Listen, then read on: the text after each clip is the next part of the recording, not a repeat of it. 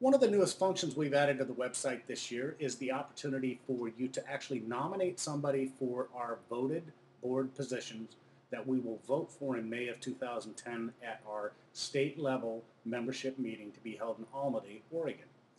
We realize that most of the National Guardsmen who are part of EANGOR are so dislocated across the state that everybody needs to have a fair voice in who they would like to see nominated for our various board positions, which include President, Vice President of Army National Guard, Vice President of Air National Guard, and our Treasurer's position.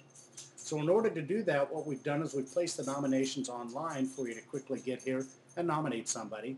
And the way to do that is to take a look at the organization here, and you're going to see a link at the bottom for our 2010 elections. Click on that link and it's going to actually take you to the page that tells you about our elections management process. In 2010, we're going to propose a change to our bylaws which would enable us to conduct voting through an internet website like this so that all members who are not present at the meeting can actually cast a vote. Until we make that change in 2010, however, all we can do is utilize this function to nominate somebody for a position. So if you scroll down a little bit here, you'll see the election that we're dealing with is the 2010-2012 EANGOR Board Officers election.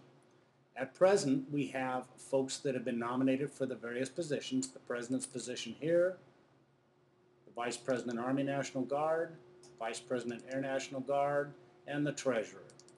If you wanted to see who, or if you wanted to nominate somebody, you can take a look at the candidates that have already been nominated, and once someone's nominated, they're given the opportunity to either accept it or decline the nomination before they're listed here. So if you want to nominate somebody for the position, you click on Nominate, and if they're a registered member of this website, they'll appear in a list that actually shows you can nominate somebody for that position. So let's take a look. If we scroll down a little bit here, we're going to hear a little bit more about that position. You can pick the individual that you want to actually nominate for that particular position. Again, so long as they're actually registered on the site, they all can be listed here and you can nominate them. They will not automatically appear until they select that nomination. Now back on the particular election page, you will also see an individual, if they've accepted the nomination, you're going to see them appear. Here's a number of candidates. And if you scroll down a little bit, you're actually going to see what that candidacy looks like. I was nominated for the VP of Air National Guard for 2010, and I've elected to go ahead and accept that nomination.